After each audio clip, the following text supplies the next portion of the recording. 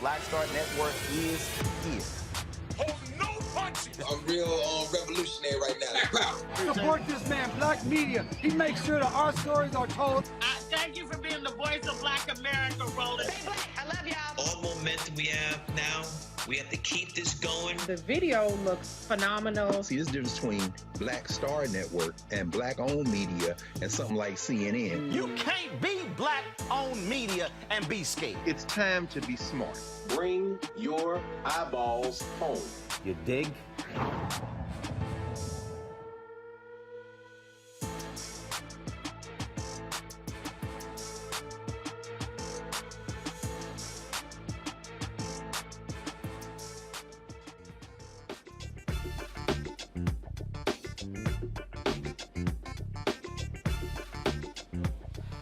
Today is Tuesday, April 12, 2022. Coming up on Roland Martin Unfiltered, streaming live on the Black Star Network. The Black Lieutenant Governor of New York State has resigned in disgrace. He was arrested today on corruption charges. We'll tell you about what took place to now former Lieutenant Governor Brian Benjamin in New York State. Also on today's show, a white leader in Chicago says, you know what? We must deal with whiteness during Lent. It's a conversation you don't want to miss. We'll talk with him on today's show. Also, the conflict in Ethiopia continues. Our continuing focus on strife on the motherland, where so much focus is on Ukraine, what's happening in these various African nations. We'll tell you about it. Also, Black Lives Matter leadership, the addresses. These stories done by conservative media about a $6 million home being purchased. They explain why that home was purchased, and we'll hear from the former leader and the co-founder of the movement, Patrice colors. You don't want to miss that. Also, on today's Marketplace, folks, 2 black women have created their own rum. That's right.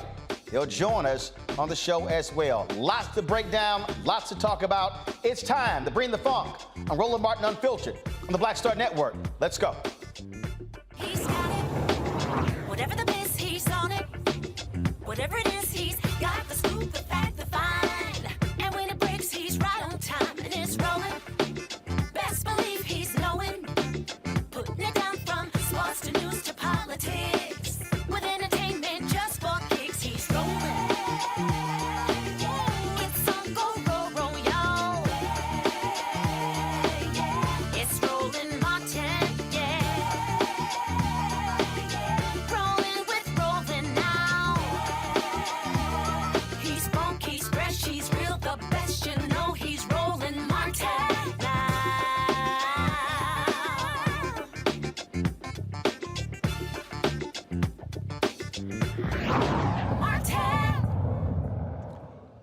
Folks, welcome to the show. This man here, Brian Benjamin, worked his butt off to get to the highest levels of government in New York State, eventually becoming lieutenant governor after Governor Mario Cuomo resigned and Kathy Hochul took over as the governor. She tabbed him just a few months ago to be her number 2.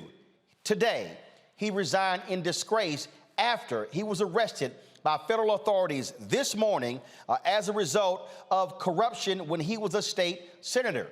Here's the deal. He was running for comptroller for the New York State. Feds allege that he participated in a deal with a Harlem investor who made straw man donations to his campaign. Essentially, this individual was paying for multiple people to give money to Benjamin's campaign for comptroller in exchange for business. Well, what happened was he was arrested for bribery, fraud, and falsification of records while he was a state senator. This is just a few months ago when he was sworn in as lieutenant governor of New York State.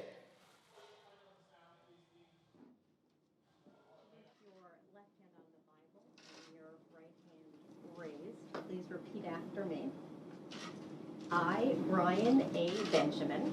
I, Brian A. Benjamin, Do solemnly swear do solemnly swear that I will support the Constitution of the United States that I will support the Constitution of the United States and the Constitution of the State of New York, and the Constitution of the State of New York, and that I will faithfully discharge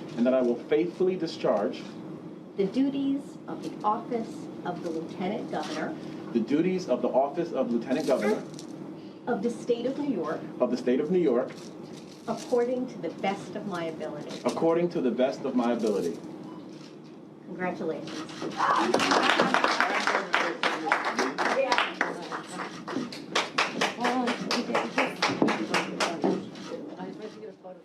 Well, folks, that was in September when that took place. He now has resigned. Of course, he appeared today in a federal courtroom where he was notified in a rain of the charges. Again, Brian Benjamin, Lieutenant Governor of New York State, has resigned as a result of being arrested today on federal bribery charges, also steering state funds to a group controlled by a real estate investor developer who also was a donor to his campaign. I want to bring up my panel right now. Glad to have them here. Dr. Mustafa Santiago Ali, former senior advisor for environmental justice for the EPA. Teresa Lundy, principal founder of TML Communications. Lauren Victoria Burke, writer for the NNPA and the GRIA. Lauren, I want to start with you. Here we go again. Corruption in New York State. I swear between New York State, Illinois, and Louisiana, they got to be the 3 most corrupt states when it comes to politicians. Look, innocent until proven guilty, but here's somebody who, worked his way up the political chain there in New York State. I crossed paths with Brian for a number of years at Congressional Black Caucus Foundation. In fact, I remember one year I was a guest at a day party him and some other guys threw, and ran for comptroller, lost. Then he was a state senator. Hochul picks him to be her lieutenant governor. Number 2, they were running on the same ticket. unfortunately, because even though he got arrested and he's now resigned, his name is still going to appear on the ballot come June when they have the primary. And it's very possible that Hochul could have, as her lieutenant governor on the Democratic side, someone who doesn't like her. Yes, that's very possible, actually, that is exactly what's going to happen. This, I think, was a huge surprise to a lot of people. There was an awareness that there was an investigation going on, and there was the news that he was cooperating with that investigation. So I think it is surprising to see headlines that he's been arrested. I mean, usually in these cases, particularly white-collar cases, people turn themselves in a quiet way. He very quickly resigned, and the statement indicates that he wanted to handle this legal case and maybe return to public life after he's handled this legal case. I'm a big believer in seeing the evidence, no matter what anybody says. Damian Williams in New York is a new prosecutor. This doesn't mean he's not competent. But, we have seen cases before that were, big media, and it blew up, and so-and-so is getting arrested, and this is happening, and that's happening. And then later on, when the evidence comes out, it's not what people said it was. I'm not implying that this is the case in this case. I'm just a big believer in seeing exactly what's going on. And I understand that there was a $50,000, grant of some type involved. I mean, the first thing, I can't deny it, the first thing I thought of when I saw this in the news this morning was, wow, why isn't Donald Trump getting this type of treatment? It seems like in New York, there's plenty of investigation, certainly of the former governor, Andrew Cuomo, and now the lieutenant governor, Mr. Benjamin. But somehow the Trump crime family somehow never gets this treatment, or at least hasn't gotten it yet. I know that that's not over yet, but we'll see what happens, and we'll see what the details are in this case as we move forward. Teresa, of course, Philadelphia had to deal with something similar. The former DA resigned. You also had former Congressman Shaka Fatah, who went to federal prison as well. Look, black politicians, we said all the time, hey, you better double check everything, cross every T, dot every I, because there's a target on your back. Absolutely. I tell politicians every time they want to run, it is so important that you follow the paperwork to the T.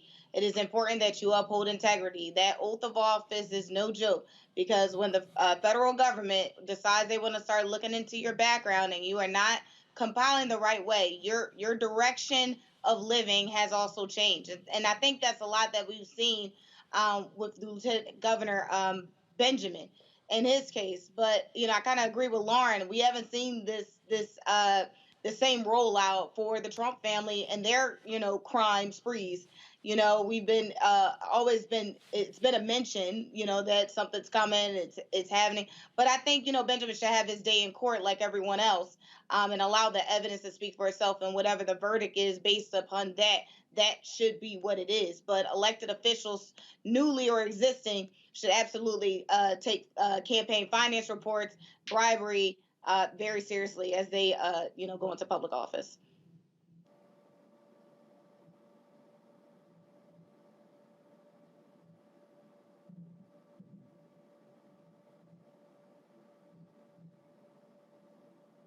Now we're good. Mustafa, we see it all the time. The people who are, again, running for office, you got to be very careful when it comes to those folks who are donating to campaigns. Yeah, you got to pay attention. You got to dot all the I's, cross all the T's. If you're a person of color, especially an African-American person in politics, the spotlight is on you. You have to be above reproach, first and foremost. But you also know that you can't make any mistakes. So, as you said, innocent until proven guilty.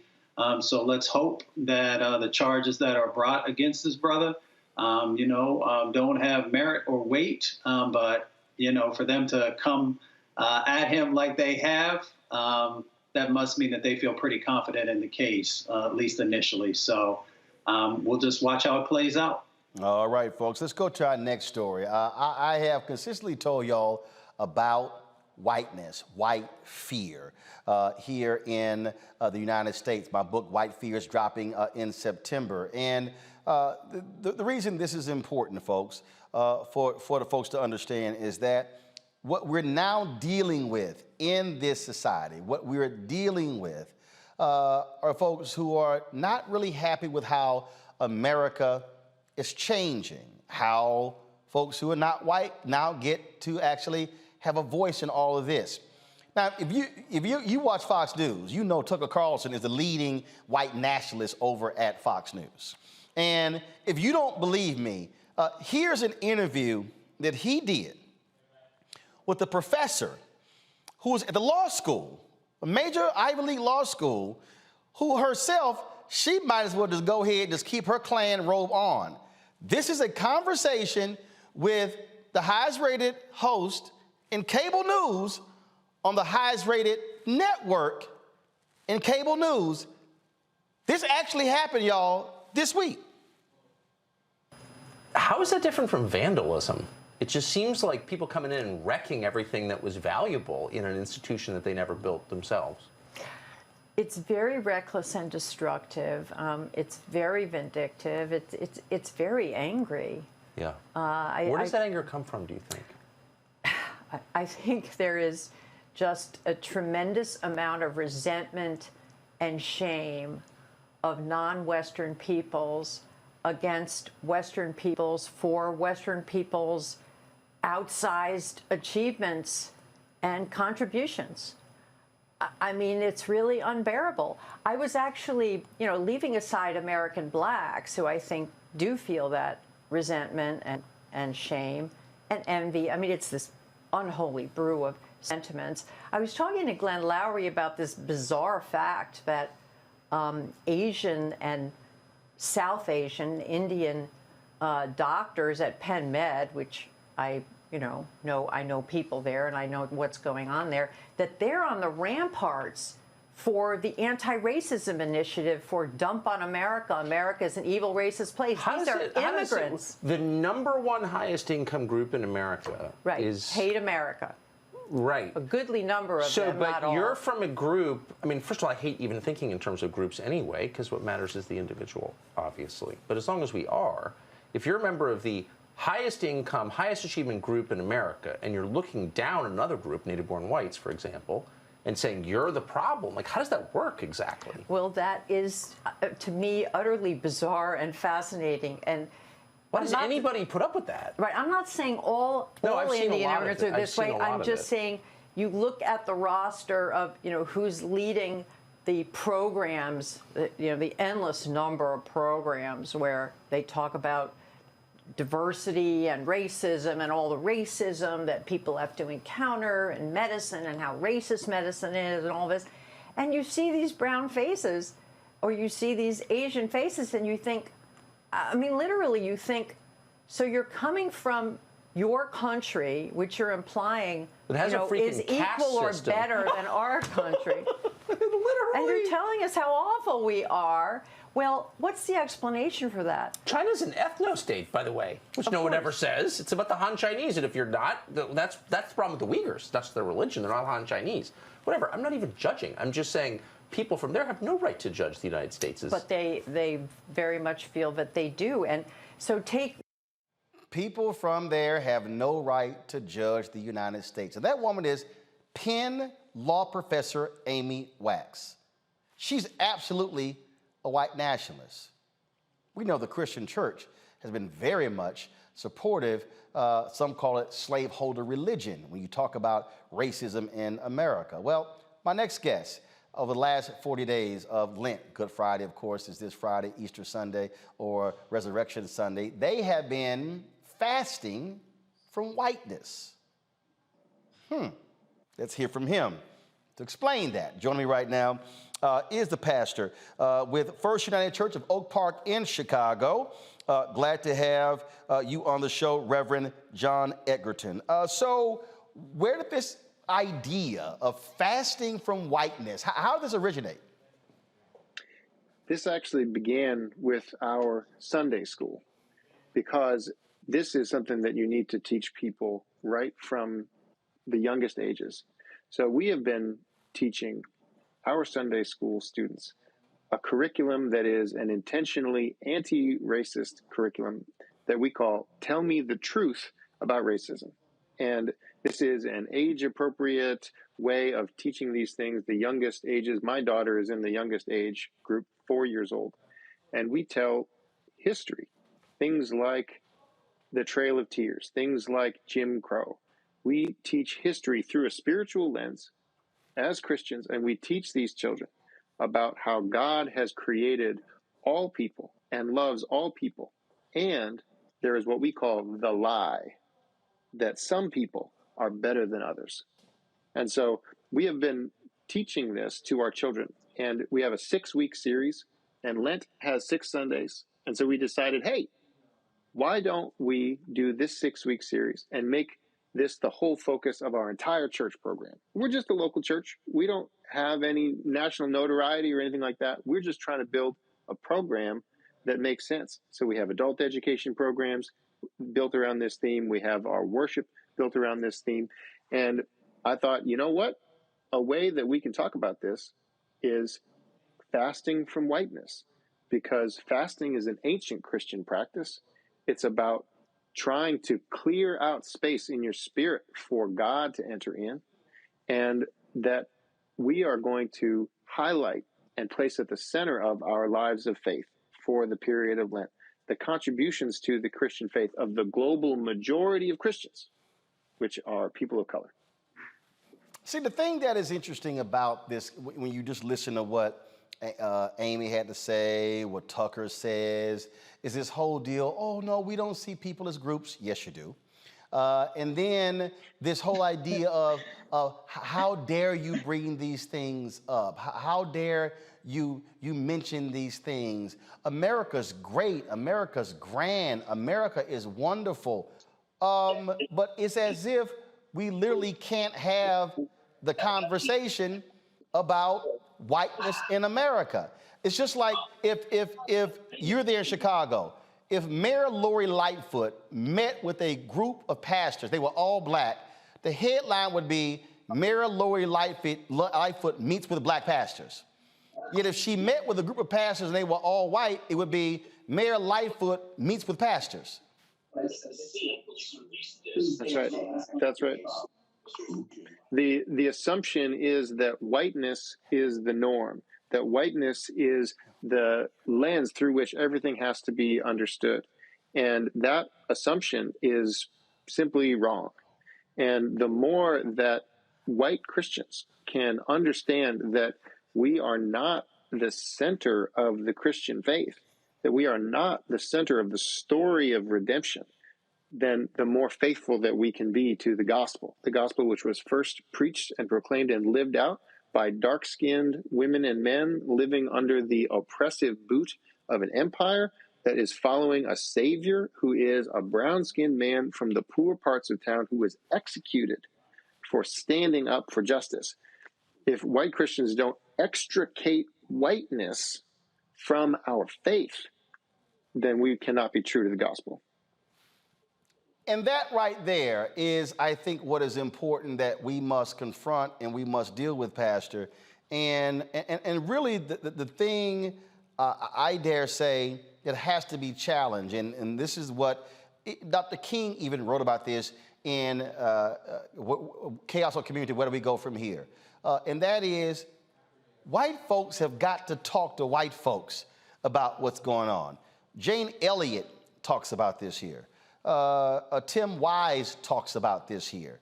When Bill Hybels and Pastor Bill Hybels and Reverend James Meeks, when they actually traded youth choirs and congregations, they said the Christian church has to confront its focus on whiteness and trying to run away from it, trying to act like it doesn't exist, trying to say, oh my God, I didn't do these bad things, so therefore I have nothing to do with this. But if you still are supportive of a system, and yes, a system that still emphasizes and reacts to the power of whiteness, you are still a part of the same problem. That's right. That's right. I may not personally have built this whole system, but I benefit from it. And so I am in a position where my responsibility as a Christian, my ethical responsibility as a Christian is to dismantle those kinds of systems. So it makes me think of the prophet Amos, who looks up and God takes a plumb line and holds it up to the wall. And the plumb line shows something here is not right. Something here is crooked. It needs to be straightened. And that is what the Christian faith ought to be. The Christian church in America, we are supposed to be the conscience here. And white Christians need to hold a plumb line up to the way that our society works and recognize that whiteness, white-centeredness, white fragility, these things are a huge problem with how our country is. And it hurts and it kills. It kills Black and brown people. The other day, there was a conversation that took place on MSNBC with Joe Scarborough, and I'm trying to find it right now, where Joe Scarborough was talking about how, that whiteness is running amok, or wokeness is running amok on white Democrats, and it's a problem, and that blacks and others are very conservative, and this is causing a big problem. First of all, part of the issue here is how, let's just be honest, how a lot of white folks are using the word woke as a replacement for the N-word or other words, and how now all of a sudden wokeness is becoming a negative. It's now becoming bad. It's becoming horrible, because those are the same folk who don't actually want to deal with the reality of whiteness, so therefore they complain about wokeness. Mm-hmm. Yeah, I thought maybe he'd said whiteness at the beginning and told on himself. So yes, I think it's that this is absolutely a problem. There's so many people who have sent us these messages, these ill-informed and vulgar kinds of messages, and they're using that language of wokeness. We have some people saying, woke churches should be culled from society and other kinds of things. We've received thousands of harassing messages. We've also received amazing support from the church, and the way that this term has become a cudgel that is to be used to silence people, even for raising issues. We're just a local church that put up a little banner on our little lawn that said, we're going to not have whiteness at the center of our church this Lent. And this is the reaction. It's so outsized that we must have touched on a nerve here. And that the use of that word wokeness as a cudgel, it's absolutely a part of how this whole script works right now. In fact, I just pulled this up, so I'm going to play this here, guys. So Joe Scarborough just recently tweeted this, where President Barack Obama a couple of years ago was talking about political wokeness. And I just want people to understand, again, the game that's being played, and that's also why your church is being attacked. So, folks, listen to this. This idea of purity and you're never compromised and you're always politically woke and all that stuff, you should get over that quickly.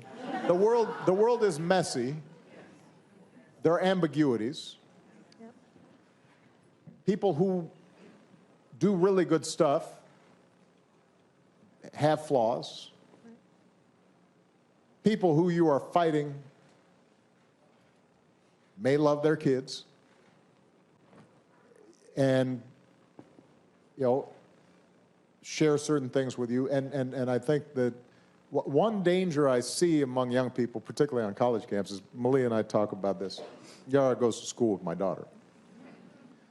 But I do get a sense sometimes now among certain young people, and this is accelerated by social media, there is this sense sometimes of the way of me making change is to be as judgmental as possible about other people.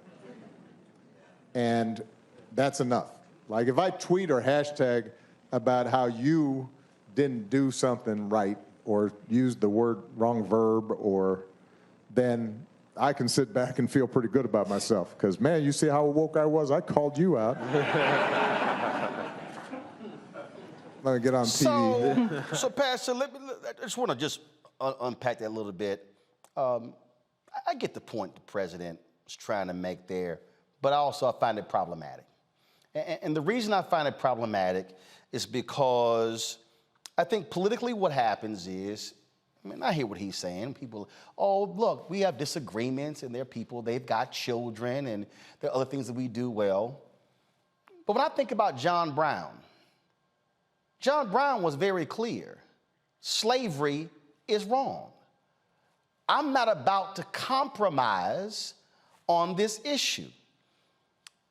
And the reason I would disagree with President Obama on that one, because I think at some point, you cannot make excuses.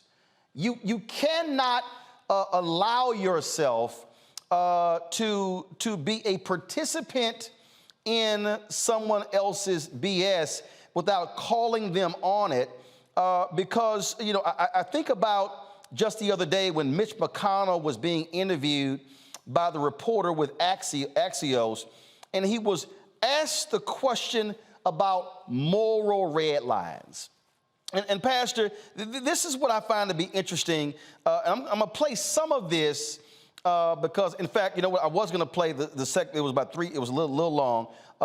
The folks at the Lincoln Project put an ad out dealing with this. It's a shorter one, where they show you the difference between an individual who says something, but then when it comes to being politically expedient, they don't actually have moral red lines.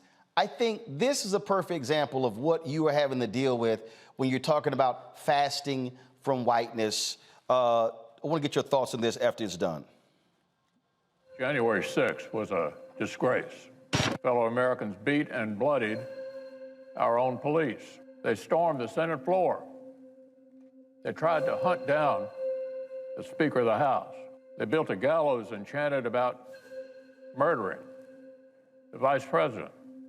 They did this because they'd been fed wild falsehoods by the most powerful man on earth. Because he was angry he'd lost an election. Former President Trump's actions preceded the riot for a disgraceful dereliction of duty. If the president was the party's nominee, would you support him? The nominee of the party? Absolutely. Liz Cheney, who has the same view of you as of January 6th, she said she doesn't want Donald Trump anywhere near the White House, and she's going to work to not make that happen because she thinks that there are some things more important than party loyalty. Yeah. Well, maybe you ought to be talking to Liz Cheney. I really, it's not a gotcha. I'm just actually trying to understand, like, is there any threshold for you of what someone would do on a moral level? I say many things I'm sure people don't understand. Where do you draw your moral red lines?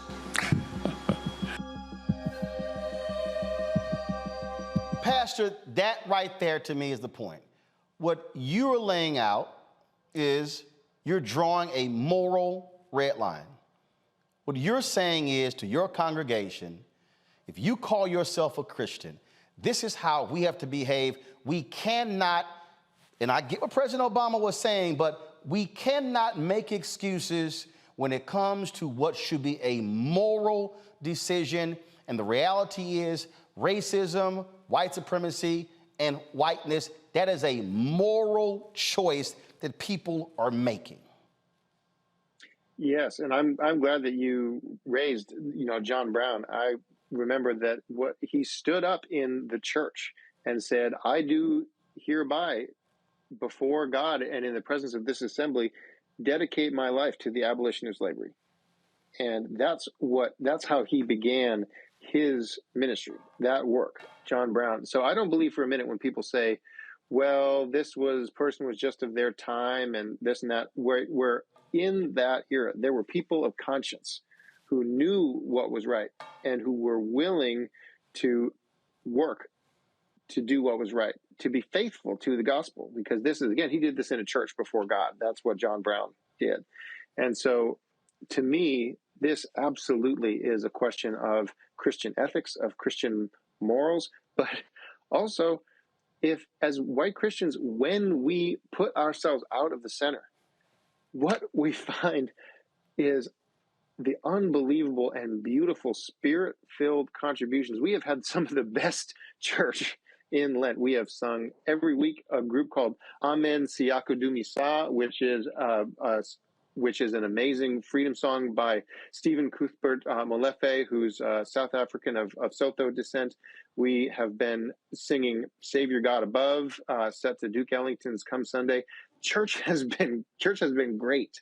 That's the thing about morality, is that when you live after God's law, when you follow righteousness as God talks about it, when you serve justice, this is when you find that that great blessings come. So moral, yes, you need to have not only moral red lines, but you should be in the moral middle of the road. Absolutely, that's part of being Christian. Pastor John Edgerton, we certainly appreciate it. You have been getting phone calls and emails, but I'll say this here: if you're a Christian and nobody's mad at you, you're probably not doing something right. That's right. That's right. And with the devil been kicking my butt as hard as he had this week, I can't wait till Resurrection Sunday. All right, then. We certainly appreciate you joining us here in Roland Martin Unfiltered. Thank you. All right, thanks a bunch. Teresa, I want to start with you because this really is a fundamental issue that folk don't want to confront. And I know some people, I see y'all comments in the chat, come on, Roland, I mean, you know what President Obama, no. You can't, if America says we will not negotiate with terrorists, I'm sorry. I'm not going to sit here and play games with white domestic terrorists. I'm not going to play games with bigots. I'm not going to sit here and, well, you know, we come from different backgrounds and people have children. We simply disagree. No, you got to call some stuff out for what it is. Yeah, and I think that's what the move of reform, the move of equality for all actually means here in this country. So if we don't call out the things that are still keeping us down, then we are still going to have these continued issues. We can't see any economic growth. We can't see any generational wealth.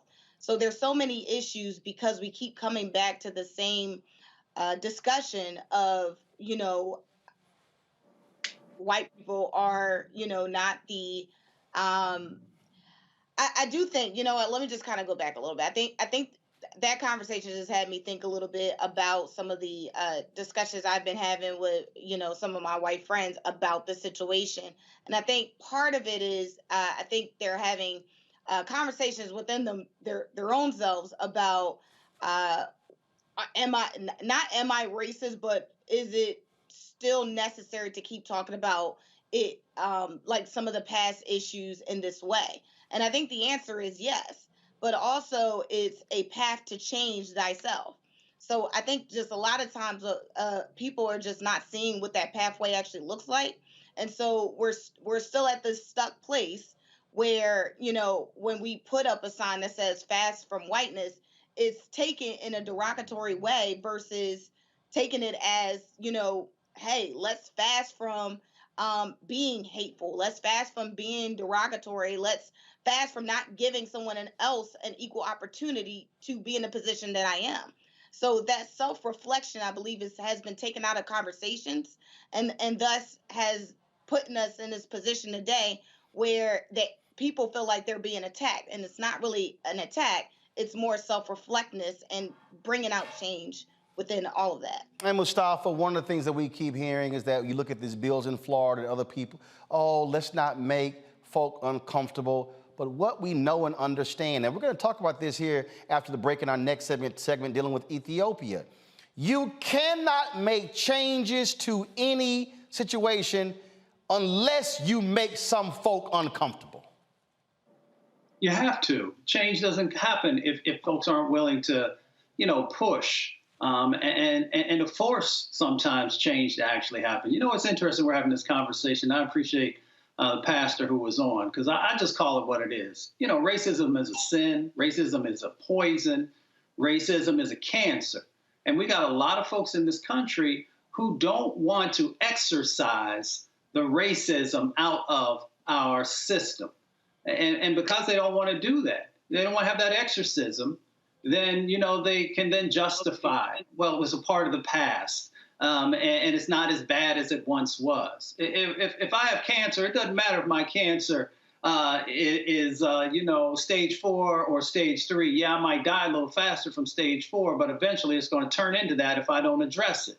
So until we are willing to really call it out for what it is, and for folks to do the hard work that's necessary, instead of continuing to whitewash everything, because that's what folks continue to do. They just whitewash almost everything so that they can justify not doing the things that are necessary to actually help our country heal. But not just heal, but then to also make sure there's justice a part of it, because justice actually brings action to the process. So I'm interested when folks are going to deal with the sin of racism and do something about it, just like they want to talk about all these other sins that they want folks to address. See, this is why, Lauren, when we talk about even what's happening with police departments, folks, look, resources, we need time. We need time. Well, there's a reason Dr. King wrote why we can't wait in a letter from a Birmingham jail. And so what we're now dealing with people who are like, hey, I need y'all to hold up now. I mean, y'all pushing too far. Now it's like, ooh, wokeness. And let me be real clear. You got some white folks out there who are young. You got some people, who may go a little too far. But I just got a problem when the Joe Scarboroughs of the world try to play this game like, like the woke white people are driving black people away. That ain't what's driving black people away. No, that ain't it. And he could talk to Reverend Al Sharpton all he want to, talk about how, black people, Latino people, they're naturally conservative. Yeah, naturally conservative, but getting shot by cops. Naturally conservative, but like our civil rights, like being able to vote as well. So I'm like, and it's like, don't tell me who they driving them to, because we know the one party that's standing up for those white relics, those Confederate monuments. Yeah. Well, I mean, what they're really discussing here is who gets prioritized and who is the default position of the important group. So the default position that's always been the important group in our society has been white men. We're changing as a society demographically. People can see that. It's very obvious that there's some changes and that there's some voices entering into political debate that were completely ignored previously. You saw Jonathan Swan ask Senator Mitch McConnell, what could happen morally? Like, what standard do you have? What standard do you have that would make you say to yourself, okay, I'm going to throw Donald Trump over the side? And he couldn't get an answer. That's, I think, the difference between Senator McConnell and President Obama. President Obama is not talking about, things like slam dunks, like white supremacy being some sort of moral hazy thing. President Obama is talking about the fact that increasingly we live in a culture where people think that tweeting is activism, being outraged is somehow activism or action. And we know that it's not. It takes a lot more to change society. You can't do it from your Twitter account. I think that's what President Obama's getting at because that's what he said. He said something very similar at Hampton when he made a speech. But at any rate, when that default position, that default group gets changed to another group, or we're in really the midst of that change to other groups, the groups that have been empowered historically get very insecure and very uneasy. And that is what we are seeing in real time in the era that we live in right now. Indeed. All right, folks, got to go to a break. We come back. We're going to talk about the conflict happening in Ethiopia. It's not getting the attention from mainstream media.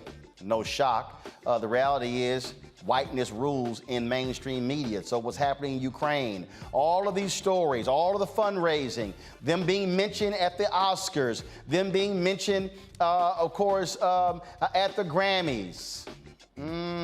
Cameroon wasn't mentioned. South Sudan wasn't mentioned. Ethiopia wasn't mentioned.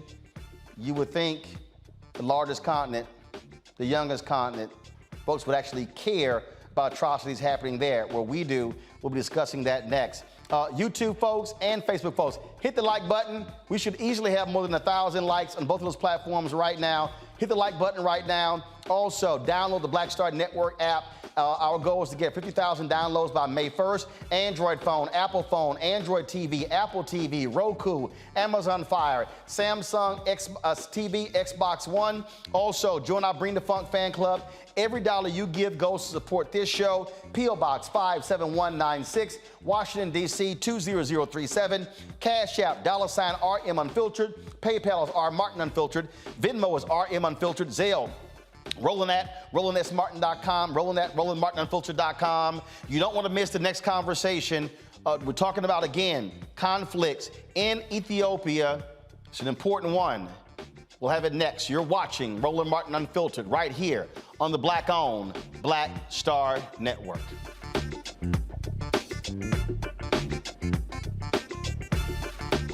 On the next Get Wealthy with me, Deborah Owens, America's Wealth Coach, you'll learn how wealth begins at home and how it can set the right path and the right course. Wealth building, specifically in the Black community, is about making sure that we have assets that can last beyond our lifetime. That's right here on Get Wealthy, only on Black Star Network. On the next A Balanced Life, the Bible says that the spirit is willing, but the flesh is weak. After 2 years of hunkering down, we can all relate to that. Spring, sun, and fun. We may be ready to get out there, but our bodies may not be ready to party.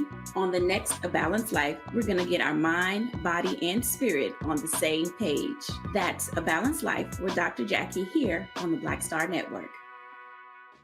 My name is Charlie Wilson. Hi, I'm Sally Richardson Whitfield. And I'm Dondre Whitfield. Hey everybody, this is your man Fred Hammond, and you're watching Roland Martin, my man, Unfiltered.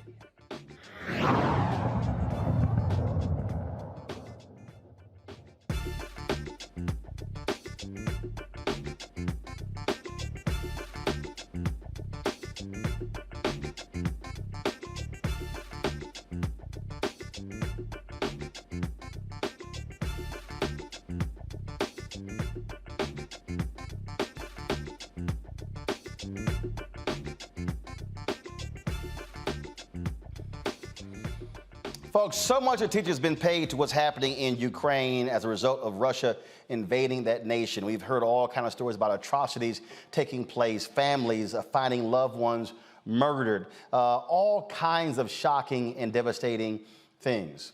But the same thing is happening. South Sudan, Cameroon, Ethiopia. Yet unfortunately, mainstream media in America doesn't care. Folks in other European nations don't care. That is often the case of what happens in African nations. Folks, what is happening there is disturbing. It is shocking. And my next two guests, they have had to witness these atrocities. They've shared with us extremely graphic images, and they're also graphic details. Now, some of y'all yesterday have hit me, said that a warning was placed on our YouTube channel. YouTube does that when certain content they deem to be not applicable to children. We had that happen with police brutality video. So apparently the video that we showed yesterday of the protester being pushed to the ground and then hitting his head and bleeding, YouTube made the determination. I would not be shocked if YouTube does the exact same thing, what we're going to be showing you here. And so just understand that. So if y'all start seeing all of a sudden you must sign in to mention you're an adult, well, understand why YouTube does that. Folks, a new report from the Human Rights Watch and Amnesty International reveals widespread abuses against civilians in the western part of Ethiopia's embattled Tigray region amount to war crimes and crimes against humanity. The report claims that security officials and civilian authorities have perpetrated crimes in the neighboring Amhara region.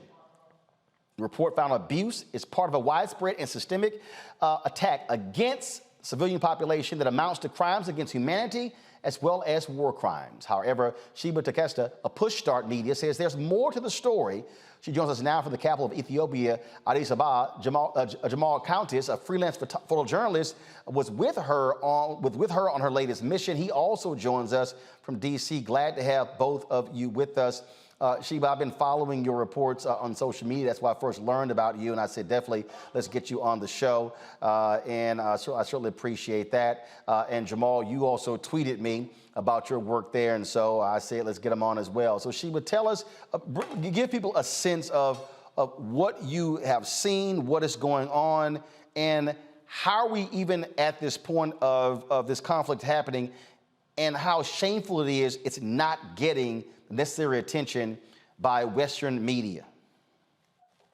Well, Roland, first, thank you so much for giving me an opportunity to get on your platform to talk about this, because as you said, we don't really almost ever get any attention when we have the truth on our hands. So this conflict in Ethiopia has started November of 2020.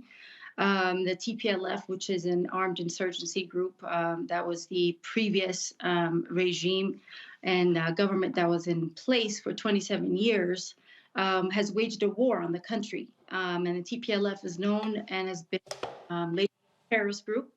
They have now caused atrocities, massive destruction, looting, loss of life, and complete travesty in the nation for over a year and a half.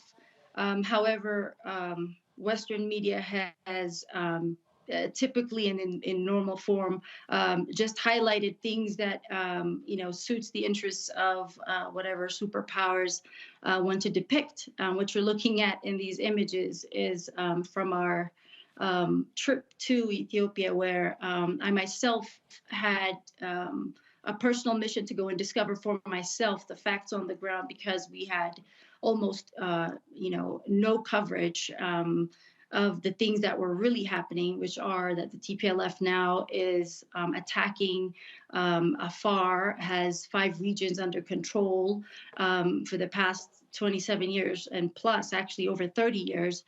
They have caused mass killings and ethnic cleansing in the part that they label as Western Tigray, which is really Welkite and Tigray in Amhara region.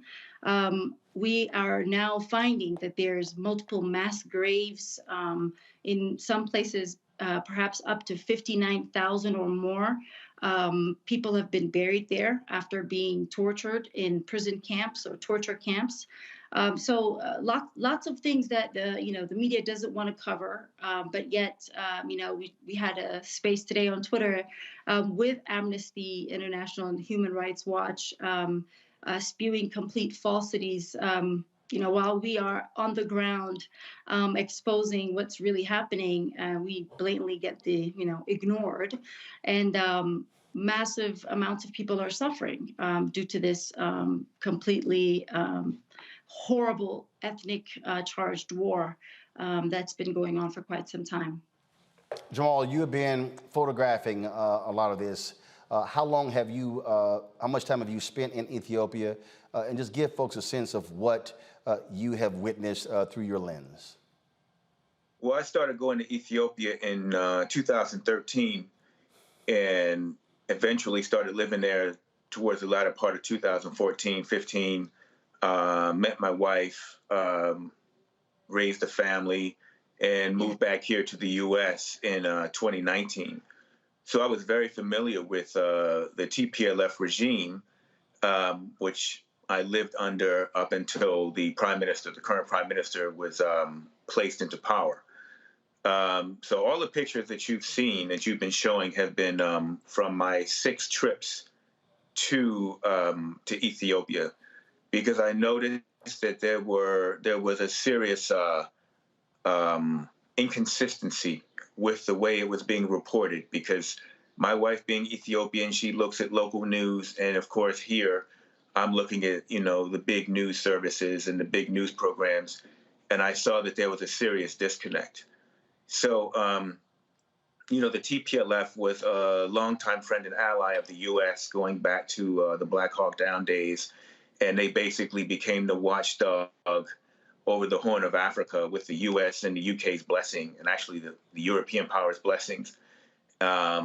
resources, training, equipment, all of these kind of things were given to the TPLF to wage this, to basically mount this mission of counterterrorism, what have you.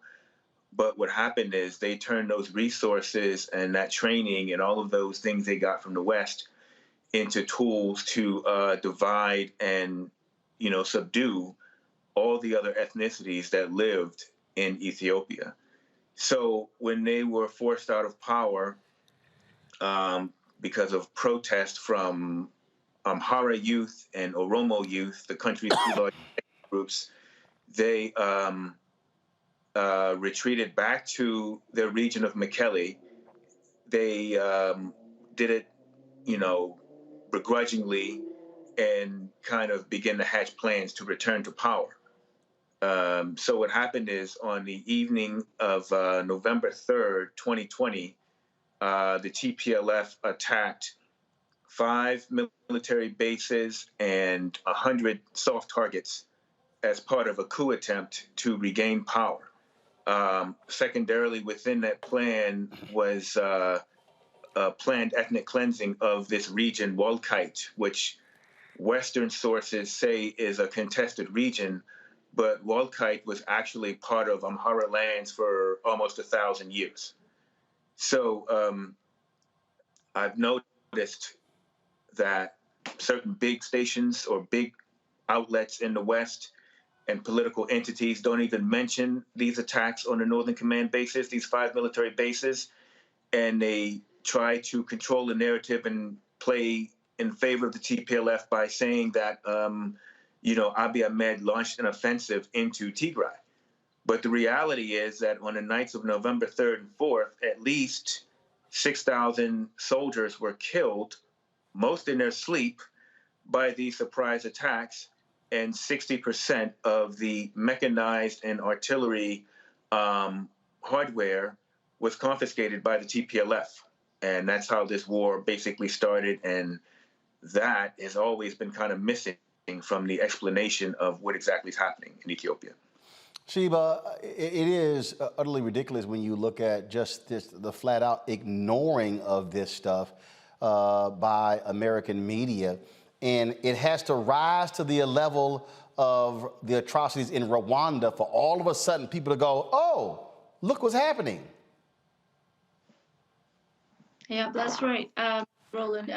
Jamal just said it. I mean, American media, CNN, and Western media in general actually has completely ignored facts on the ground from the very beginning, starting from, claiming that the Ethiopian government or the Ethiopian armed forces is waging atrocities and crimes against humanity, et cetera, on the people of Tigray. There's a blockade on Tigray, et cetera, et cetera. We've seen this over and over, where while, for instance, the media was taking a huge PR campaign against the nation, we had in reality on the ground TDF, or the Tigray Defense Forces, attacking Amhara regions, attacking Afar regions for months after a ceasefire that was put in place at the end of June of last year in 2021. And while the Ethiopian armed forces has backed off trying to protect the country for the sake of, saving lives, what we had was the TDF making all these attacks, killing so many people, looting, destructing, and we're getting all these reports from the ground, yet we're getting Tigray genocide and Tigray is under siege. And it was the exact opposite of the reality. And just to give a context, we have over 115 million people in Ethiopia. And of that, I think it's estimated around 6 million are people in Tigray or Tigrayans, of which over 2 million live outside of the Tigray region. And you had a massive amount of people all over the world and in Ethiopia protesting, saying no more, saying fake news, and doing everything possible to make ourselves heard, And yet the press never reflected the facts and instead continued to be very aggressive towards the Ethiopian government and Ethiopian armed forces. Even went to the extent of America sanctioning Ethiopia, taking away development programs like AGOA that were helping hundreds of thousands of women in the south of Ethiopia, which is nowhere near the conflict in itself. And right now we're facing even more sanctions with HR 6600 and S 3199 that are belligerent and draconian. And you said Rwanda, but what we're looking at is the next Libya or the next Zimbabwe that's in the making if we don't get this stopped. It is certainly unfortunate. Jamal, final comment from you. When you've reached out to American media, how did they respond? They didn't. I saw a report on CNN in mid-November of 2020, and I wrote an email. And I figured, I mean, you know, we're in the same circles more or less, and we see the same producers, some of the same people. So I figured, okay, somebody would respond. And I wrote to CNN twice, nobody responded. I wrote to The Independent, nobody responded. I've had talks with my colleagues at some of the big wire services, and they've just gone unheeded. So I just decided to take the steps to, you know, cover the story accurately and objectively without bias. Well, it is certainly unfortunate, the lack of media paying any attention. We certainly appreciate both of you giving us this update, letting us know what's going on there. And folks, please be sure to follow both of them on social media so you're getting an unfiltered view of what's happening there in Ethiopia.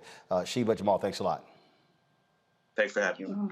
This right here, Lauren, is, again, a consistent issue. Whether we're talking about Africa, whether we're talking about what's happening in African-American communities in this country, when you have a mainstream media led by white folks, decision makers in position, this is what continuously happens. Right, sure. They care about what, I mean, you see with the Ukraine coverage, we're getting wall-to-wall Ukraine coverage. I often think that the coverage is really contingent on whether or not the people involved in the coverage look like the people who are covering it.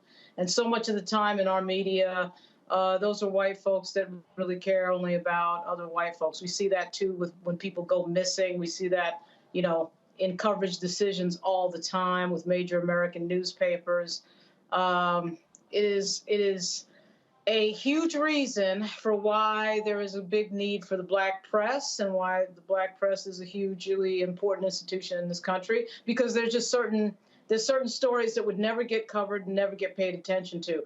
And along those lines, it's not just race, it's sometimes class. What I've seen with a lot of the bigger news organizations that I've worked for is they hire the same types of people who all go to the same schools, and they come to work with the same sort of thought patterns, and they don't think outside that box. And obviously that impacts the journalism that they put out. I remember being at ABC News, and we seem to always be doing some sort of story on au pairs or getting an extension onto your house. And that was because a lot of the producers had au pairs and were putting on an extension onto their house because they were all making six figures. So you have certain types of stories that just get told over and over again. And of course, they get told at the expense of other stories that should get a lot of attention. You know, and the thing here, I'm always talking about this here, Teresa, when it comes to resources. So I've seen some new reports out that Discovery plans on making some serious cuts to CNN Plus. And if you look at, you know, all the people they've been hiring. So CNBC just dropped this. Look at this headline. CNN Plus struggles to lure viewers in its early days, drawing fewer than 10,000 daily users. Wow. Now, let me help everybody out there who's watching.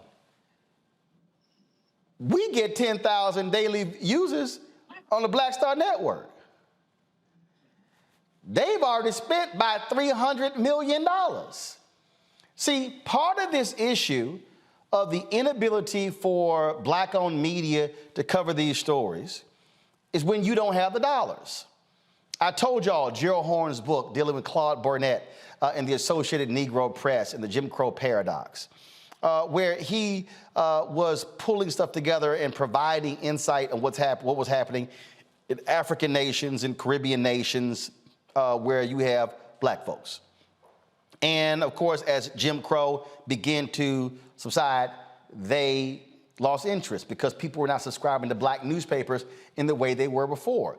And I keep telling people, y'all can sit at home, y'all can watch CNN, Fox News all day. You can do all of that. In fact, I was just sitting here looking at a tweet where that white nationalist Jesse Waters was complaining, saying that mainstream media is going to ignore the subway shooting in Brooklyn because here's it right here.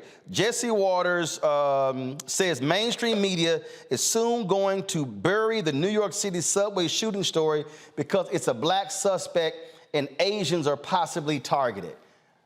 But do you know how many mass shootings Fox News ignores every single day? The suspect Black? Fox News about to play this sucker up. Oh, hell, we about to have wall-to-wall coverage trying to track this Negro down. What we're dealing with, again, is when we don't get the resources, we can't hire a Sheba or Jamal to report for us. Lauren can tell you, there is no full-time Black media correspondent covering Capitol Hill. I'm talking about 5 days a week. Yeah, at the White House, April Ryan's there for the Griot, Ebony McMorris is there for American Urban Radio Network, but I'm talking about how you're able to cover it. This is the issue. When we don't get the money, we can't cover it, and then those who do get the money, they control the narrative and they control the story. Yeah, you're absolutely right. And in cases like this, it again shows the responsibility of mainstream media, where it needs to do better partnerships with the nuanced media. I mean, we can actually see the consequence of some of the actions that mainstream media has done. So, we can look at Newsmax. That's a new conservative station that is backed by millions of dollars. And the reason why Newsmax started their television program was because Fox News didn't want to keep being a ploy in some of their, a lot of their conservative values. And it's just on a whole nother narrative. But that's another channel that is getting fully funded. And so they can tell whatever narrative. They can stop talking about Ukraine week after week, even though that crisis there is absolutely imperative. But when we want to talk about the stories that are happening here in America, happening to Black and brown people, happening where we need the funding in order to ask the right questions, to be in the room, we can't get the invitation. And so part of it, I'm actually taken back by that article, where they're like, oh, we're cutting CNN Plus because they don't have subscribers. But are you looking, Discovery Plus channel for additional mediums and outlets that can absolutely give the people exactly what they need? And the answer to that is no. I mean, and primarily it's because of the narrative that they want to push. And so, again, we got to make sure that the resources are going back into our community. When Roland is saying, and other, Black podcasters are, going up and saying we need to do more and we need your support. That doesn't mean just, looking at it. It means sharing the news. It means financing and funding it, because part of it is, if we're not a part of the nuance of how media is being driven now, then we will ultimately miss out on the bigger picture, which is, again, to make sure that we are getting all of the news and information when we need it at the right time. Mustafa, I participated in a black-owned media pitch today that Byron Allen arranged with one of the media outlets. I also had a meeting in person and then one virtual with two major Fortune 500 companies that we're trying to lock some deals down right now. And the reality is those resources will allow us to be able to do what we say. And I've said this many times before. Imagine if we all of a sudden go from where we are to, let's say, doing $10 million in revenue. Literally, 20 to 30 people can be hired. Literally. You talk about completely expanding the footprint. And we're talking about actually covering stuff.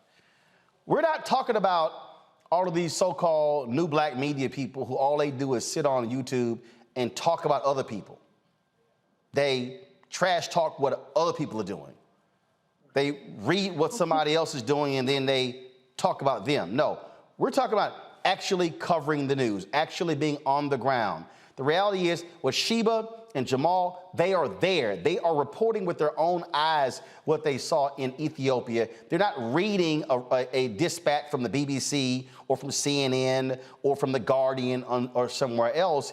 That's what is required. And I think what we have right now is we got way too many people, and let me just go ahead and say it, and I don't care if I'm stepping on toes. We got way too many fake people calling themselves black media who cover nothing, who are not journalists, who do nothing but trash talk other people. And then you have black media, black-owned and black-targeted outlets who focus on entertainment and sports and gossip. And we're literally laughing and gossiping ourselves to death when real things are happening. And then we go, well, I didn't know that was happening. Yeah, because you caught up in the gossip of who got married, who got divorced, who had a baby, who's screwing who left who walked out on who. That's why we don't cover the bullshit on my show, because there are things that are important to our people that somebody has to be able to cover. And these stories that's coming out of Africa are critically important. And you got to be able to tell these stories. And you got to be able to, again, own the platforms where you can give an unfiltered view as opposed to going through the prism of white media.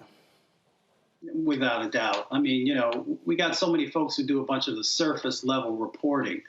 And to be able to dive deep, you got to have the resources. So, you know, if you had the $10 million, and it will come, but it's only going to come if we all continue to push and donate and hold other people accountable who should also be supporting. You know, the stories change. So, you know, what's going on in Ukraine is devastating. And we all pray and we all hope that that ends. But only about 1,000 people have died so far. Now, let's say that we had the resources that were necessary to tell the truth and the fullness of what's happening in Ethiopia. Over 500,000 people have died. So let's just hold on to that for a second. If you got 500,000 people who have died, why isn't there more substantive reporting that's happening? And if you got 1,000 people who have died in another location across the globe, everybody is paying attention 24 hours a day, 7 days a week. Both are important stories. But we know that when it comes to our communities, when it comes to Africa, that folks see that, that continent as less than, the people who live there and who come from there as less than. And for us to make sure that we are continually to keep it in front of folks means that we have to have the resources to make sure the fullness of the stories are being told, so that out of making sure that you have that reporting that's happening, then real actions, that the State Department, that the UN, that all these other folks are actually digging deeper into trying to make sure that there is a resolution that happens, that the peace becomes a reality. But that's not going to happen if you don't have that continuous set of lenses and individuals sharing the stories of what's happening. Indeed. And so, folks, I hope you understand why, when I am making this point, when we're fighting for resources, when we're targeting money, I love these loudmouths who are upset that I was challenging the Biden administration of the lack of black-owned dollars, but black-owned media getting federal advertising dollars. So I guess I should just be quiet and let the white folks keep getting all the money, huh? $1 billion being spent every year, and some of y'all mad, or there he go big in the Biden administration for money. Well, we should be getting the money, whether it was Biden, whether it was Trump, whether it was Obama, whether it was Bush, whether it was Clinton, whether it was Bush, whether it was Reagan, whether it was Carter, or Ford, or Nixon, or LBJ, or JFK, or Eisenhower, or Truman, or FDR, and on and on and on. Y'all, we're never gonna be able to grow if we broke. And I'm gonna say it again. I'm tired of black people talking about surviving. At some point, we must be talking about thriving. You cannot build and grow if you're just scrapping by. That's why we've always failed. Enough is enough. With being happy with surviving, it's about thriving. And the reality is, Africa is the youngest continent today. The potential for Africa is great. But Africa, as a continent, will never be able to grow and thrive as long as it is caught up in conflict, in war. And so when it gets ignored, the atrocities continue. Media must do better. And if white media ain't gonna do it, then we can. We will, we should, but it requires the resources, and that's why we're gonna continue fighting that battle every single day, as long as there's breath in my body. Folks, coming up next, we're gonna talk about an effort in Maryland to deal with violent crimes. You don't wanna miss what this group is doing to combat that. Also, we'll talk with two sisters who have their own rum company. Now, I don't drink, but I see y'all in the chat. I know a lot of y'all drink. And so y'all don't miss this conversation in our marketplace segment, where every Tuesday we focus on black-owned businesses right here on Roland Martin Unfiltered. Folks, hit the like button if you're on YouTube and Facebook. Let's blow those numbers up. And also, my Facebook people, you know what? Y'all might as well just come to the YouTube channel. Facebook clearly is throttling our numbers. Y'all can't convince me that we got 1.3 million followers on Facebook, and yet every day, only about 250 people watching. Facebook, we see what y'all doing. Y'all are throttling our numbers. The same thing that happens on Instagram, because y'all trying to get us to pay to boost, to reach the people who already follow us. Yeah, game, recognize game. So don't think for a second that I don't see what's going on. And so we see that. And so I see we got nearly 3,000 folks who are on YouTube. We got another 1,000 who are on the Black Star Network. We want to hit 50,000 downloads of the Black Star Network app. If you have not done so yet, you can do it on multiple devices, folks. Android phone, Apple phone, Android TV, Apple TV, your Roku, Amazon Fire, Xbox One, Samsung Smart TV. Download the app on all those platforms.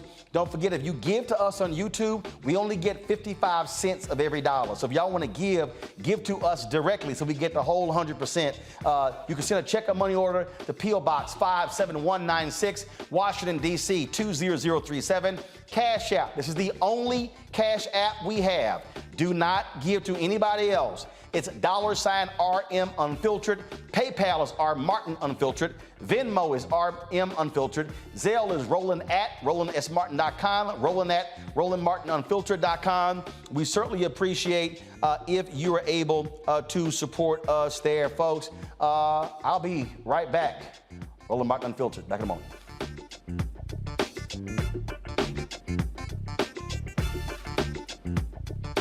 When did you know that this is what I wanted?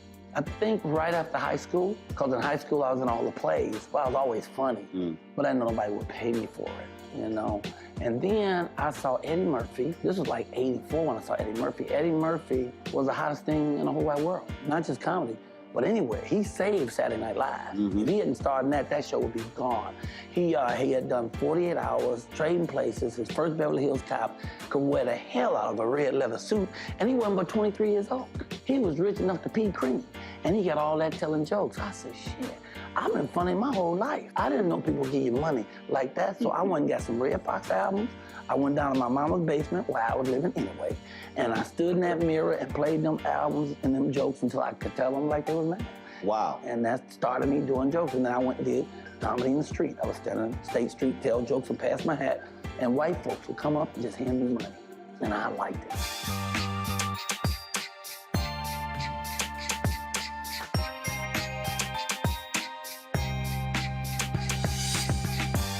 Pull up a chair, take your seat. The Black Tape with me, Dr. Greg Carr, here on the Black Star Network. Every week, we'll take a deeper dive into the world we're living in. Join the conversation only on the Black Star Network. On the next A Balanced Life, the Bible says that the spirit is willing, but the flesh is weak. After 2 years of hunkering down, we can all relate to that. Spring, sun, and fun. We may be ready to get out there, but our bodies may not be ready to party. On the next A Balanced Life, we're going to get our mind, body, and spirit on the same page. That's A Balanced Life with Dr. Jackie here on the Black Star Network. Hi, I'm Eric Nolan. I'm Shantae Moore. Hi, my name is LaToya Luckett, and you're watching Roland Martin Unfiltered.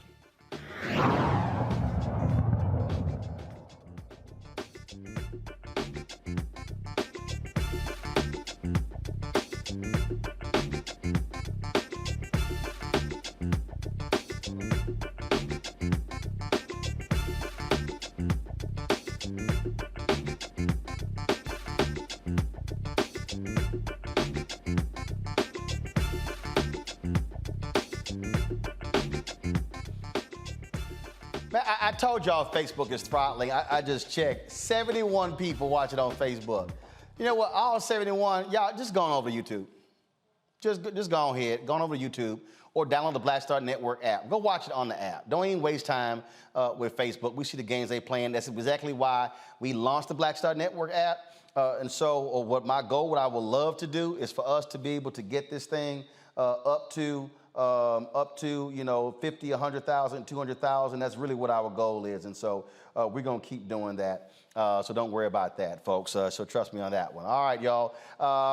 Let's talk about our next story. Every day, we are reading about violent or deadly encounters people, especially black folks, have with police. For centuries, those encounters have led to mistrust regarding the police. Well, Equal Justice USA wants to change that with its Trauma to Trust program to bridge the gap between community members and the police. Jamila Hodge is the executive director of Equal Justice USA. She joins us now from Bowie, Maryland, to tell us more about Trauma to Trust. And so, all right then, so tell us, Jamila, Trauma to Trust, what is it? How long have you been around? And how have you impacted community and cops? Hi, Roland. Thank you so much for having us and for this opportunity to talk about this important work. So Equal Justice USA has been around really about 30 years, if we go back to our original founding. But the Trauma to Trust program specifically was launched in 2016.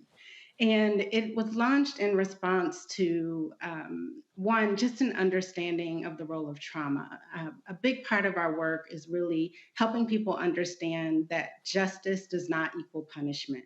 Unfortunately, in our country, we are obsessed with punishment. So when we talk about justice, often people, what they mean is punishment. And when we redefine justice for it to mean things like healing, repair, and safety, that requires us to deal with issues of trauma. And both understanding trauma, being trauma informed, and then understanding where we are as a country, probably more divided than we've ever been across so many levels, but particularly after the uprisings in 2020, the tragic murder of George Floyd, the separations we're seeing between police and community. And so this program is really important to helping heal some of that divide. What it is 16 hours of training that police officers do with community members. And they all are sitting together in a space learning about trauma.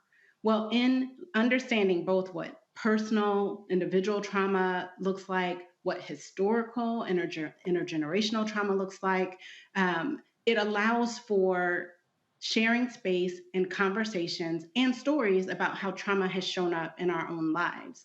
And in seeing that happen and having that space together, what we see every time we host these trainings is an opportunity for people to see each other beyond a police uniform, and for police beyond community who don't trust us, who are out to get us, who don't, just think we're the enemy, that instead seeing each other as human beings and realizing there's, particularly where we do this in Newark, usually a whole lot more in common than there is that separates us, especially since a number of the police officers in Newark are from Newark and grew up in Newark. And so, are from the same neighborhoods. So it really creates this opening in space where people can see each other. And we've seen just some powerful moments of healing that come from it. All right, so what happens though in these 16 hours? I mean, so what are the conversations? What is going on to create these moments? So we have some amazing facilitators who come in. So there are a couple things I think that are important, right? Like it's when you are trying to create space where people can share and actually get to know each other, I think many people would agree food can be really key to that. So one I think important, probably unrecognized ingredient to Trauma to Trust is really good food that we get from local restaurants there in Newark. But we start with, some of the same kind of centering exercises. So we're going to open, with, going around sharing something about yourself. And I know when I sat in on the training myself, I wanted it to be clear, I'm not sitting here today as the executive director of Equal Justice USA. I think this conversation is so important. So I told them, I'm showing up today as someone who worked in the system as a prosecutor, who has a father who was the victim of a violent robbery, who has a brother who had been incarcerated for a period of time. I'm showing up with wearing all of those hats, not just as the executive director of Equal Justice USA, and having people be able to, even from the very beginning, show up as themselves. And then we go through a series, some of them are videos, to learn literally, what does trauma mean? What does historical trauma look like? And then it leads to conversation. So when we're talking about historical trauma, and particularly what Black people have faced in this country, when we begin to have conversations about, for instance, the legacy of policing, that the legacy of policing comes from slave patrols, then it creates some understanding that when a police car rolls up on the block and people are, instead of feeling welcoming, feel instead occupied and nervous and scared, that there's history behind that. So creating the space for those conversations. And then, yes, we break, we eat together, and then we come back for more conversation. And then we separate it over 2 days so that the first day, almost always, is a little bit more distant. Officers sort of sit on one side, community members sit on the other side. We share that learning and the meal and some time together. And then what we find is when we come back a couple of days later for the second session, you see more mixing. People have now had conversations. And so the officers aren't all in one group on one side of the table. We're more interspersed. Questions from our panel. First up, I'll go to you, Mustafa. Yes. Well, first of all, thank you for the work that you're doing. I'm curious about the violence reduction that you all focus on, and I appreciate the healing justice paradigm as well. What results have you seen in the locations that you are working in? Because we know that, violence has been increasing, and there's a lot of attention on that and trying to find solutions and tools. Yes. So the place that we've done the most work is in Newark. And if we look at the results we're seeing in Newark, it's incredibly promising. When we talk about our violence reduction initiative, what we're talking about is creating a public safety ecosystem that does not rely solely on police. And there are many, so this is not a simple thing. It's very, I would say complex and complicated. And that's because one thing we have to understand is that what causes violence isn't simple. And so the answers to reducing violence aren't going to be simple. The drivers of violence are things like shame, isolation, poverty, exposure to violence. And it's why the answer when we're trying to reduce violence and so many people call for just more police isn't getting us to less violence. I think, unfortunately, what we see in New York happen today is a great example of that. New York's police department is one of the most well-funded police departments in the country with more than a $5 billion budget. And if you look at pensions and other things is actually closer to an $11 billion budget. But I'm digressing a little bit. So what we talk about is an ecosystem where you are bringing in community-based organizations. And really what's at the heart of this is understanding that the people closest to the problem are closest to the solutions and really should be closest to the power. And so how do we make that happen? So there are organizations who specifically serve survivors. There are organizations who specifically work with youth. There are organizations who are those credible messengers. So people who have been justice involved, they've been in the system, and they want to interact with the young person who is not making the best decisions and to help them understand what those consequences can look like. And so having multiple levers that can be pulled when you are trying to prevent violence or when violence happens. And it really began with Mayor Baraka recognizing that gun violence is a public health issue. He made that statement. He had a vision for a different approach, and it's really been under his leadership. So we at Equal Justice USA, we basically help support this ecosystem. There's a public safety roundtable, which is an amazing space that's created every other week. We regularly have between 50 and 100 people show up. And we co-facilitate it with the New York Community Street Team, which is a group of amazing outreach workers who are on the ground. It was started by Akila Sherrills, who did this work out in Los Angeles and was called by Mayor Baraka to come and bring this work to Newark. And we co-facilitate this space where the issues are addressed in real time. So if there's a particular issue that's happening on a corner, we get the stats from the police department. So they're at the table, and I want to name that. That's important. Police are at the table, but they don't control the space. It is a space that is community run, that is community led, and their voice and their information needs to be there because they are a significant part of how public safety is addressed. But the difference in Newark is they're not the only lever that is pulled for public safety. And so when you asked about results, when we saw in 2020, as we were in the midst of this global pandemic, coming out of uprisings, I think importantly, seeing more guns coming in across the country, and such a spike that I think we're not talking about enough. In many cities across this country, we saw significant upticks, specifically in homicides, specifically in New York City, which is, not far from Newark. There was a 40% increase in homicides in 2020.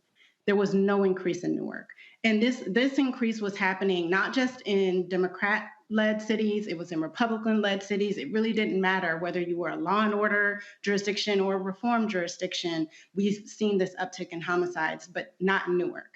And we believe a big part of that is because public safety isn't solely the lane of the police, and that there is this new approach that is really drawing on the incredible resource of the community. Let's see here. Teresa, your question. Yeah, thank you so much, one, for partnering and having this vision. There's a lot, as I'm listening to you guys and I'm gathering, if you were to come to Philadelphia, what is something that, in particular, because our gun violence has been on an all-time high, and I'm not sure that law enforcement is really working with some of the organizations like yours and some of the partner organizations to really meet their full potential of keeping public safety, but also mental health another priority. So is there any suggestion that you could probably even give our police department who may be looking or listening? Yeah, I mean, there are a couple things that come to mind right away. I probably want to underscore more than anything the importance of engaging the community and making it a grassroots effort. So it certainly is involving the police and getting their openness to being part of trainings, being part of conversations, being open to new approaches, but the power really lies in the people. And so it really begins with organizing the community in Philadelphia. And I know that's a place where a lot of reform has happened, and we've seen it in even in the election of your DA in Philly. So there are definitely some organizing. And in fact, I'm aware of a statewide coalition that we're at the table with many other organizations. So there are some efforts that are already happening in Pennsylvania. I think they're pretty early at this point, but that piece is really key because you need, in order to create the ecosystem, you need community members and particularly community-led organizations and resources to be able to fill those gaps and respond in ways that police just simply aren't equipped to. And so a big part of that, of course, is then resources, right? You know, just hearing so much of the prior conversation about not surviving, but actually being at a position where we can thrive. A big part of the advocacy and that grassroots work is around making sure that resources are allocated to these different approaches so that instead of just every time something violent happens, you know, it means we have to throw more money at the police department, which hasn't, you know, if we really look at the results, is not reducing violence. They're showing up after the fact. And instead, resourcing those organizations that are addressing the drivers of violence. And then when you empower the community, what they can do is hold accountable their leaders, whether it's the mayor who is controlling, you know, the budget and the purse strings, whether it's your police chief, and getting them to be open to things like a trauma to trust training and new approaches to how they approach policing. But it really all begins with empowering and organizing the people. Lauren. So I just typed into Google here and saw that the Newark Police Department is about 1,400 people. How many cops go through the program, and does it also include the cops who are lieutenants and captains, sergeants, or is it mostly privates? Thanks a lot. Yeah, no, that's a great question. We are getting close to almost 300. So I think the last number I saw was around 270 officers. And then we always do this in combination with community members. So I think the numbers are somewhere over 500 in terms of total people who've been through the program. And it is at all levels. So it is not just sort of your street officers who are walking the beat, but you do have those supervisors, those lieutenants who are also part of the training. And I will say we were able to access some data from some of the officers who went through the first year of the program. And what that data showed were officers who had gone through the trauma to trust training had a 50% reduction in their use of force complaints. So we are in the process of working with MPD now to make sure that having data going forward will be part of our work together, because that particular statistic to me is very telling. Like, this is something that's actually changing how officers are approaching the people that they interact with every day. All right, then. Jamila Hodge, I certainly appreciate it. Thanks a lot. Where can people go to get more information with regards to Equal Justice USA? Please check us out on our website and sign up at ejusa.org. Please follow us on Twitter, follow me on Twitter. We are really trying to basically raise awareness. I just think people don't know that there are other ways to address violence, that it is happening in a place like Newark. And we're really excited that this summer we'll be releasing a case study that is documenting the parts of this ecosystem and the results we've seen. Gotcha. And looking forward to making sure we have media and others present and helping us to get the word out. Got it. I certainly appreciate it. Thanks a lot. Thank you. All right, folks, we come back. Some breaking news. Police in New York have released the name and the photo of a person of interest in the subway shooting today that injured 29 people. Also, Black Lives Matter organizers. They talk about what happened with this $6 million home was purchased in Los Angeles. We will have that for you as well. Plus, Black-owned rum company. Two sisters who own it. We'll talk to them in our Marketplace segment featuring Black-owned businesses. Folks, don't forget, download the Black Star Network app, Android phone, Apple phone, Android TV, Apple TV, Roku, Samsung, Smart TV, Xbox One, Amazon Fire. Our goal is to hit 50,000 downloads by May 1st, 100,000 downloads by December 31st. And don't forget to support us. Of course, your dollars make it possible for us to do what we do. Of course, check in money order to P.O. Box 57196. Washington, D.C., 20037. Our target goal is to get 20,000 of our fans to contribute a minimum of $50 each. That's $4.19 a month, 13 cents a day. Those, of course, we have no minimum, so there are some people who can't do that. They've given less, some have given more, but appreciate every dollar to the folks who have given. And don't forget, when you give during the show, I'll give you a personal shout out. Cash App is $RM Unfiltered. PayPal is R Martin Unfiltered. Venmo is RM Unfiltered. Zelle is Roland@RolandSMartin.com. Roland@RolandMartinUnfiltered.com. I'll be right back.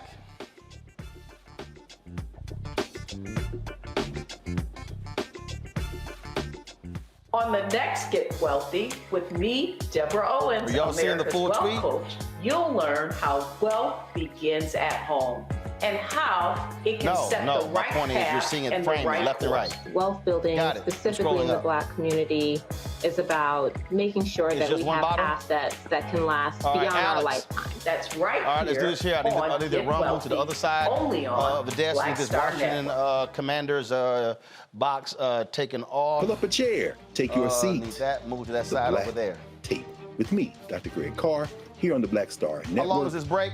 Every week, we'll take a deeper dive into the world we're living in.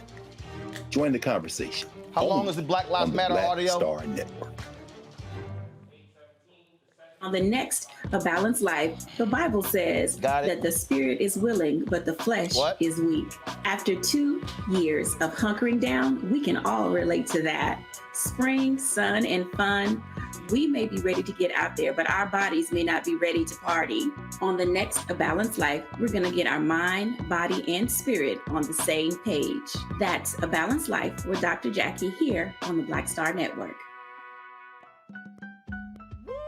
We're all impacted by the culture, whether we know it or not. From politics to music and entertainment, it's a huge part of our lives, and we're going to talk about it every day right here on The Culture with me, Faraji Muhammad, only on the Black Star Network. I'm Chrisette Michelle. Hi, I'm Chaley Rose, and you're watching Roland Martin Unfiltered.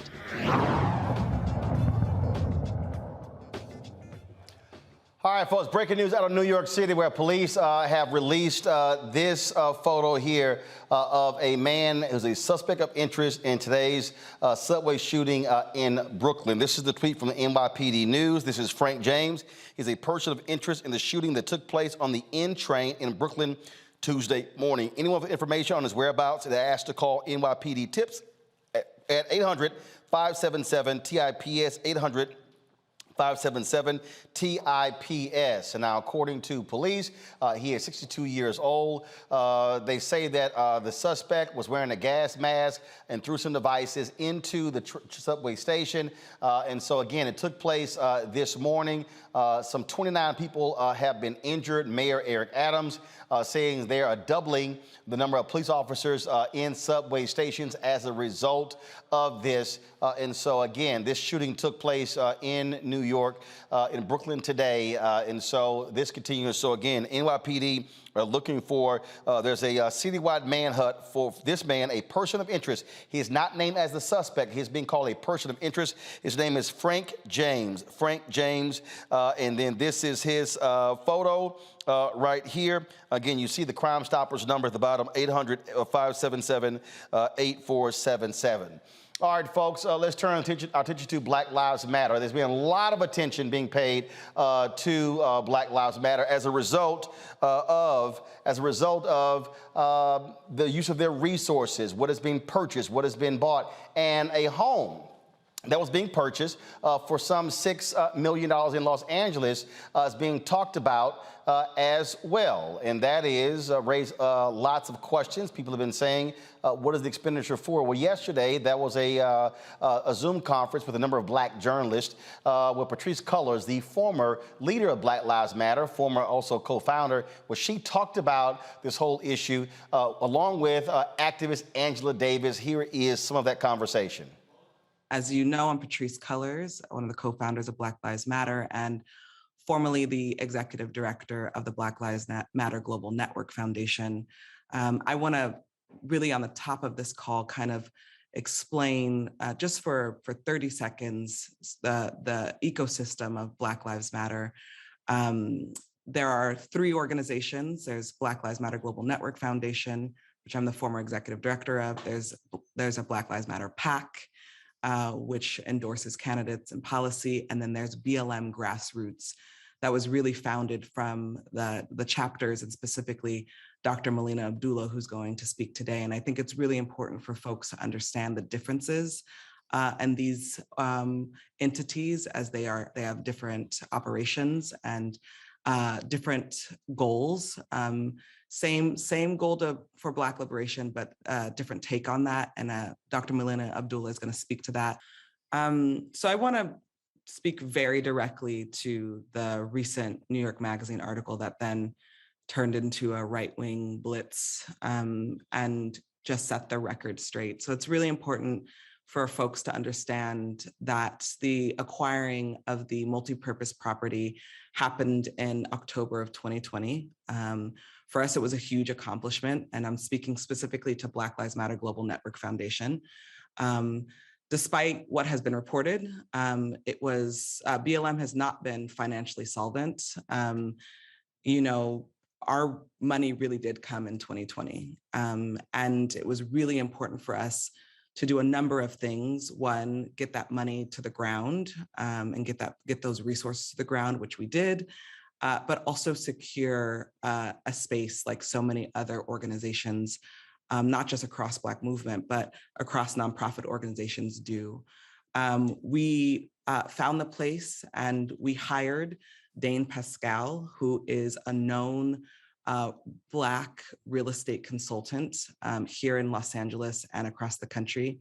He's facilitated similar processes with other organizations like Community Services Unlimited, which is actually an organization that was founded by the Panther Party here in Los Angeles, and they have a space that they were able to purchase. And so Dane was a natural facilitator for this process. This purchase was made 6 months prior to my resignation, and the property was needed some renovations, like most properties do. We hired a management company to help get the property together for public use. But almost immediately upon closing, the attacks on me and BLM, which also means on Melina and others, escalated. So we did use the campus as a haven, as a safe place, and it derailed an announcement strategy. It wasn't a secret. Conditions changed, and that's it. As you all know, and you've seen, BLM, the organization, but also many of the leaders are under constant surveillance. There's serious security issues. I was called by the FBI twice, but the first time I was called by the FBI to tell me that there was a credible threat against my life. I did stay in the property for 4 nights, and that's it. I stayed there for 4 nights while the FBI was doing their work to try to figure out what was happening with the credible threat. And once I resigned, I never visited the property again. Haven't been. Now, Angela Davis, she also spoke on this call as well. Here is some of what she had to say. Yeah, this is a very difficult moment. It is a moment that can produce an enormous amount of possibility. But at the same time, we see conservative efforts to turn the clock back, to discredit the movement, to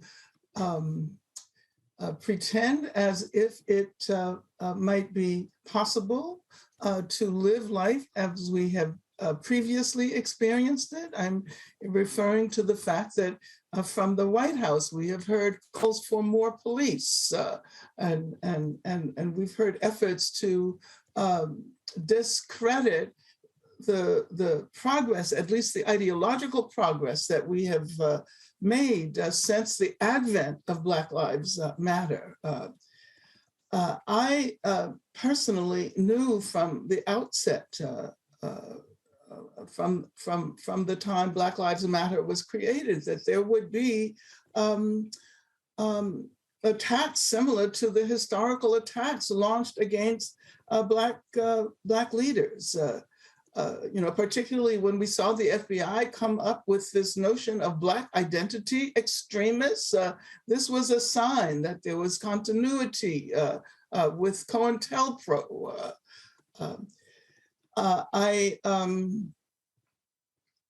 I can't say that I would have predicted exactly how these attacks would express themselves, but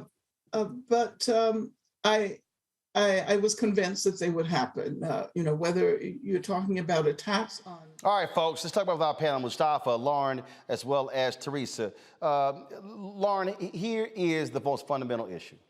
One, I encouraged on this show, publicly and privately, for Patrice and the folks involved to actually do this call to say it needed to happen. You need to talk to Black journalists. That did happen. But here's the problem. She left in May of last year. She's no longer with Black Lives Matter.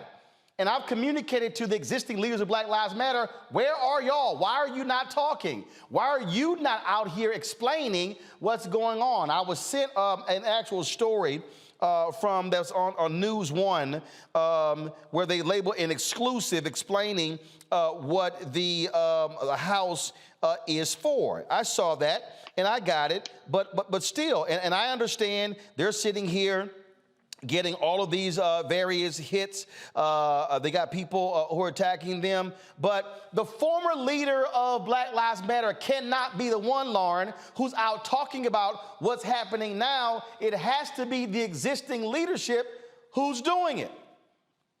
Yeah, absolutely. It has to be the existing leadership who's doing it. And they do have to have some sort of an accounting that the media can in some way evaluate for $90 million that was, I believe, raised in 2020 after the death of George Floyd. All this talk that we've heard from Black Lives Matter in the past about not having leadership, a specific leader, and, wow, everybody's a leader and all that, at some point that has to come to an end because someone, of course, has to lead with regard to where the money allocation is going. And I'm not sure why. I mean, I understand, that obviously $90 million is a lot of money, and I understand why that could get complicated. But in terms of large purchases of any type, it should be fairly easy to demonstrate to journalists what those large purchases are, and what the general focus of their, monetary situation is. Because as they should have, I'm sure, have figured out by now, the New York Post and right-wing media is completely invested in some way disenfranchising and damaging a very powerful movement of Black Lives Matter. I mean, that is what they are invested in. Now the story, of course, went from right-wing media, as it typically does, to what I would consider to be mainstream media, starting with the New York Magazine, and now all of a sudden there's a column in the Washington Post. Well, of course there is, because that's how right-wing media pushes something into the mainstream. And now you see, a column in the Washington Post about this. But the way they should answer this is very directly and in detail about their accounting, because the movement is very, it's obviously too important to be damaged by this type of thing. And some of the criticisms that they get from grassroots leaders, particularly those in Ferguson on the ground, I think are fairly valid. I mean, this is a movement that has made a substantial amount of money in 2020 when after George Floyd was murdered. So you have a movement making a lot of money off of the death of a Black male. And so the question is, how is that money being allocated? And what is that money being allocated for? And when we talk about police brutality, that is something that disproportionately impacts Black men. So I think they have to have that entire discussion. Somebody should have that discussion at some point. Well, bottom line is you gotta step up. I'm gonna show these tweets here. So they sent these tweets out yesterday, folks. And so look at this here. Pull them up, please, on the television. They said, Black creativity is necessary and vital to Black survival. BLM has always held that tradition sacred, partnering with artists of every kind since our founding. That's why Creators House was purchased to provide a space for Black folks to share their gifts with the world and hone their craft as they see fit under the conditions that work best for them and outside systems of oppression in creative industries. Over the last several months, BLM GNF, that's the global foundation, has provided $3 million in direct support to families struggling to navigate the impact of COVID. They said, we have granted over $25 million to Black-led frontline orgs around the world. Then they also tweeted, the organization provided investments to orgs run by families impacted by police violence. We work with BLM grassroots to collect 60,000 signatures in support of Andrew Joseph to end qualified immunity. And we'll work to build support among policymakers for federal legislation like the BREATHE Act and the People's Response Act. Then they also say, let's see here, we demanded a full investigation after the attempted coup on January 6th. They laid that out. Then they also talked about the Black Futures Month concert that took place. And then they also tweeted, we're embracing this moment as an opportunity for accountability, healing, truth-telling, and transparency. We understand the necessity of working intentionally to rebuild trust so we continue forging a new path that sustains Black people for generations. And then that is the last tweet there. You see that was sent out again at 9:15 a.m. On, first of all, it's April 11th, 2022. Here, Teresa, you're a communication strategist. Here is the whole problem. Why in the hell are we seeing these tweets almost a year after Patrisse Cullors left in May?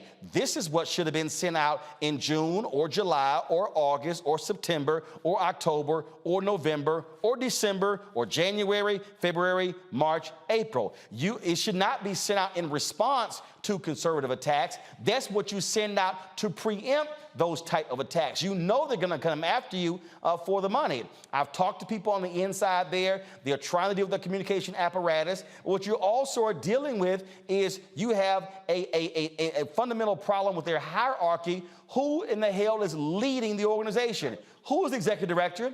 Who's the deputy executive director? Who's the head of finance? Who's the head of IT? And I get their point that many of their leaders have come under attack and have been targeted by hate folks. But the reality is this here. If you are over a nonprofit, you are a public entity. You can't be anonymous sitting over a nonprofit. You got to have the information. They've got to be able to anticipate these type of questions. You can't do it by being quiet and hoping Patrisse can somehow take all the hits or Alicia Garza can take all the hits. They are no longer involved with BLM. The folks there now, they must do it.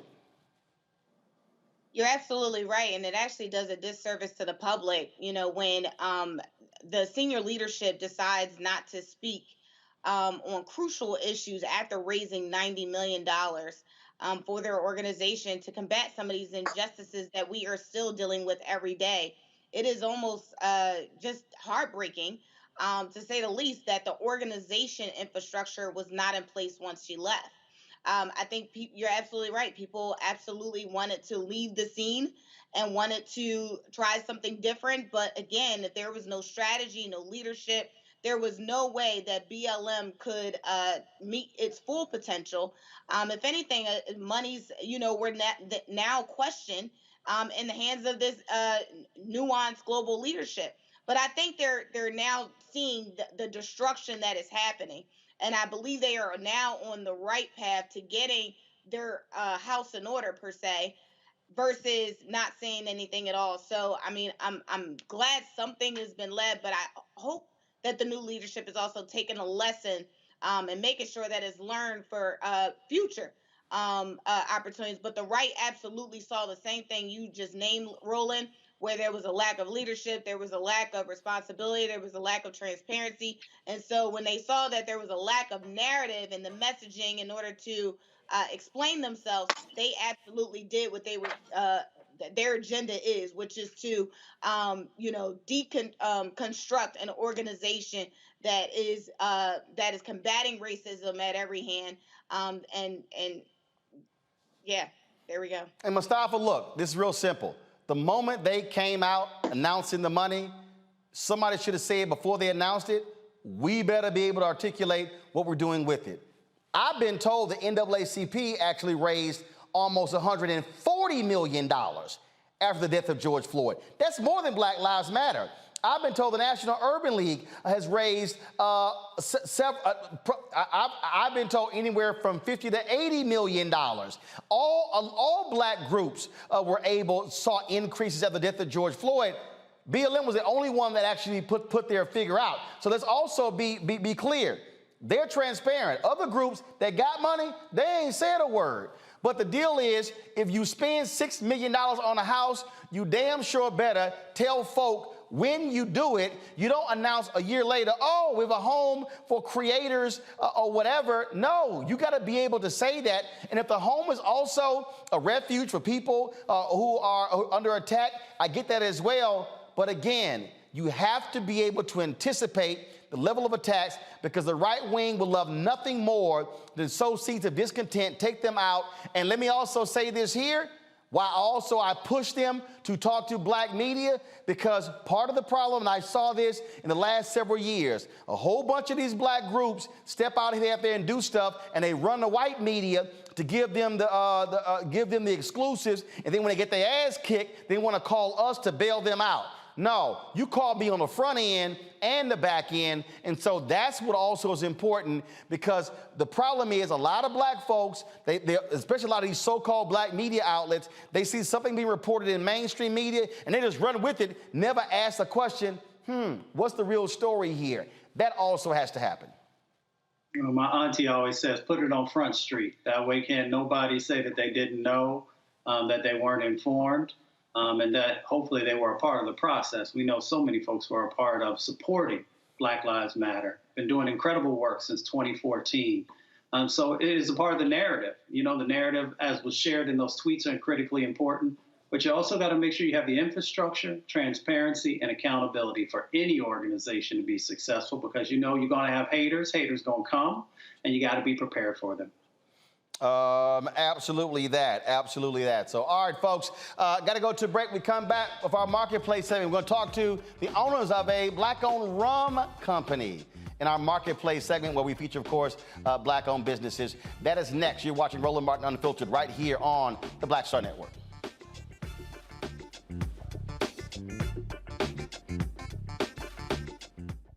Black Star Network is here.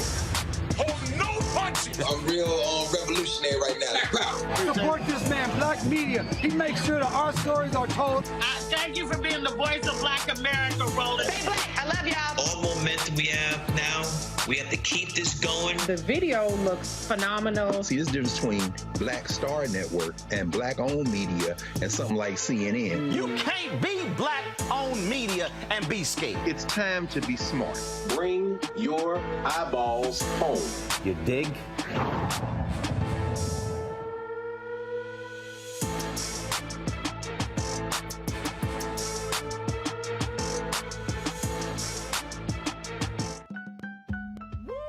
We're all impacted by the culture, whether we know it or not. From politics to music and entertainment, it's a huge part of our lives, and we're going to talk about it every day right here on The Culture with me, Faraji Muhammad, only on the Black Star Network. Hey, I'm Deion Cole from Blackish. Hey, I'm Arnez J. Black TV does matter, dang it. Hey, what's up, y'all? It's your boy, Jacob Lattimore, and you're now watching Roland Martin right now. Stay woke.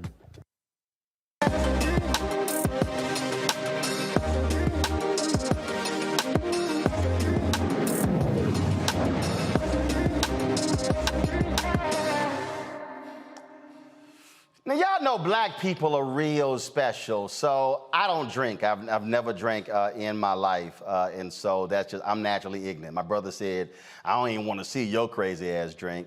And so when I announced at the top of the show, we were doing this segment, I got a text message here, and the text message said, send that rum to me. Yeah, that was my daddy. See, my parents, they love visiting me because some people give me alcohol. And so him and my mama, they love coming drinking wine, champagne, all the stuff folk give me. So Carol's in the control room. Carol tried to claim the rum. I was like, Carol, you already lost. You too slow. You too slow. Daddy hit me at the top of the show. And I guess he figures it's his birthday, April 25th. He like, look, I already got me a gift. So that's the case. So our next guest is two sisters. They actually own a rum company. Y'all know in this segment here, we're always focused on Black-owned businesses and what they are doing. The company is called Halo 7. Halo 7. And y'all know we love featuring the folks who are doing great things. And this particular company, based here in D.C.? No, in Chicago. Chicago, but you're here. All right, so our next two guests, folks, Janae Stanley, she joins us from Chicago. Ashley Jackson with me here in D.C. So first of all, Halo 7, who started this? What was the idea? We were just sitting in the backyard and brainstorming, and we were probably drinking cocktails. Yeah, that's what I'm about to say. Were y'all drinking? And, you know, we were just thinking about what's something that we could do, a business we could start that, you know, feeds our passion. And we were like, we like cocktails. Let's try that. Is that how that happened? Pretty much. I mean, you know, we're women of the new century, so we like to sip. So there's lots of options out here, and we y'all like to sip or guzzle? Oh, we sip all day, all day long. So this is what we came up with. It is, it's a craft rum, and it is a spirit that is meant to be top shelf and to be sipped neat on the rocks or in a cocktail. Okay, I don't know what the hell none of that means. So what is a craft rum? What is that? So typically when we think of rum... No, seriously, I don't. Yeah, no, that's fair. My daddy sent me to the store to buy some beer, and I was like, say, dog, you need to be real specific with me. I'm going to bring back, hell, all I know is Miller Genuine Draft and Budweiser. I don't know. So y'all better be real specific with me, because y'all might get some beer you ain't never heard of.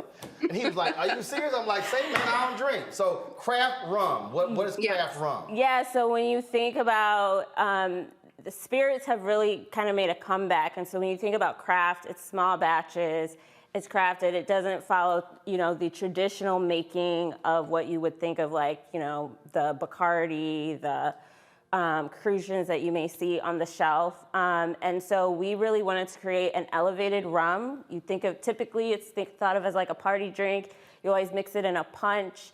But we wanted something that you would sip just like you would sip your whiskey, your bourbon, or your scotch. And so that's how we decided on our recipe and the direction we decided to go. Okay, so so this recipe, who put it together? Janae, how did y'all concoct it? Yes, all that. What did y'all do? So this is an original recipe that both Ashley and I created together. It took us some time, and we made several different batches of recipes in order to perfect kind of all of the different accents. So, but how'd y'all do it? Were y'all like in the kitchen with we kind of started there. Were y'all with cups and measuring devices, and y'all were dropping stuff? Listen, we can't give you all how the hell you make rum? How do you make rum? We did it. We tried it. We came up with the flavor profile, and then to your point, you can't just make rum in your kitchen. Right. You could blow up the kitchen. So we did a lot of research, and then we interviewed master distillers all over the country. Yeah. And we were finally able to find one that could really bring our vision to life, that could translate our recipe. And so we distill out of Orlando, Florida. Gotcha. So you find a master distiller. Yes. Gotcha. Yes. They black? Who are they? He is Hispanic. He's of Cuban descent. And so. How'd y'all find him? Honestly, we just started Googling and calling people. Yeah. Can you make me some rum? Absolutely. Is that how it went? Hey, can you make rum? Absolutely. You guys laugh, but that's what we did. Right. Janae, go ahead. All about top shelf. Huh? This is a luxury brand. So, you know, this is like straight interview process as though you are, you know, going to make $1 million company startup. So, you know, we really went out and did the research to find exactly who we were looking for. So are there any other black-owned rum companies? Yeah, there are a couple. We're not the first by any means. And when you think about all of the rum in the Caribbean, you know, that's how we settled on rum and not vodka or tequila. All right, so the name, Halo 7, where's that from? Yeah. What is that? Well, I mean, so I could give you a little info. So our well, I just asked you. That's, I mean, Janae, that is the point of the question. I'm here. I'm just saying. So Halo 7 is what we would like to say is a love note to our ancestors. So, you know, in order to make rum, there are certain things that are key components of rum. And so Halo is the completion, and so is the number 7. And if you notice on our bottle, we focus on the constellations, which is something that our ancestors have always used to kind of use as their guiding force. And so we kind of have that as our background of our history, and we bring it forward into a luxury brand setting to celebrate, you know, all of the longevity of our lineage. All right, I'm gonna go to questions from my panel, and let's see here. Mustafa, Lauren, Teresa, let me see which one of y'all probably drink. Let's see. I know Mustafa, he's my alpha brother, and he wearing that Kango hat. I know you got some rum around your house. So Mustafa, you get the first question. I appreciate that, but I've never had a drink in my life, but I've been around a lot of rum in the islands. You know, my question is, I appreciate you sharing with folks the significance of 7, which is completion, but it is also perfection, if you know numerology. And then, of course, if you know that Alpha was founded by the 7 Jewels. Well, we do have several of your brothers on our team. Yes. So I'm sure they went along with Halo 7. Absolutely. Of course. Absolutely. Sorry, Mustafa's fell on Alpha. Go ahead, Mustafa. Yeah, so and knowing that you have a premier brand, whom are you sort of focusing on, and what sort of success have you had for those you're trying to reach? So I would definitely say we are focusing on the premium craft market generally, which is a really broad spectrum of people. You would be surprised, you know, how you traditionally say, well, professional within, you know, certain income range. You really find that that's actually pretty broad. But obviously, we definitely cater to, you know, our Black audience. We definitely celebrate who we are. We celebrate our team. Our team is predominantly Black. And so we're looking at, you know, young to older professionals. And then we're based primarily out of Chicago, so that's where we have retail outlets, but we're also available via our website. You can order, it will get shipped directly to you. Yep. All right, let's see here. Teresa. Yeah, well, congratulations. I think this is a very good at business. So probably one of my questions is, are you guys thinking about doing any to-go rum packages? I know that's kind of been like this nuance with this new generation. So what the hell is what is to-go rum packages? Like what? The Liberty is bounce on the airplane? Essentially, I mean, so it's like to-go wine, right? So it's a foil top. So I mean, they have to-go liquor. So wait a minute. So Alex in the control room said it's an adult Capri Sun. Yeah, some of them are. That what it is? Some of them are. I told y'all I don't drink, and if you grown ass walking around with a pouch with a little, anyway, go ahead, Teresa, ask your question. Is that something down the line you guys are thinking about doing in your business? Absolutely. I think accessibility is something that's really important to us, and creating a variety of platforms. We're definitely Ravinia goers, and so we've definitely thought about the variety of different types of platforms that we can kind of create for accessible outings. All right. Lauren, I know you drink. You know what? I don't drink, but You lying. When you start, when they start with, go ahead. My grandmother is from Barbados, and her cabinet has a ton of rum in it, old style rum. I mean, just labels that you probably have never heard of from like the 1950s and 60s. And me and my nephew sort of tried it out one day, and it really, quite frankly, knocked us on our ass. I'm wondering now for me, it knocked me down pretty quickly because I don't drink very much. But I'm wondering. Operative phrase, very much. I drink like maybe once a year. I mean, maybe at a wedding or something like that.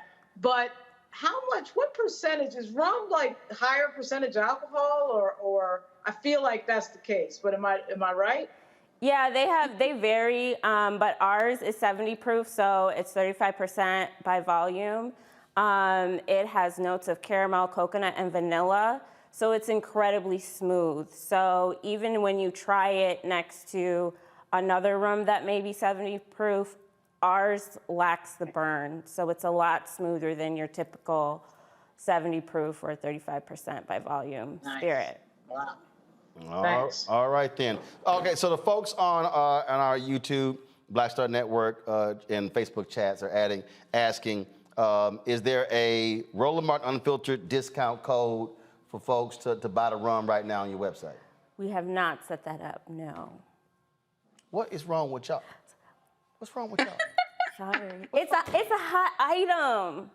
What's wrong with Listen, we just been trying to keep it in the store. Right. Okay, but we're trying to sell more. I mean, I know. We're with it. Go to go ahead. Go ahead. Tell them where to go. Halo7rum.com to get your bottle.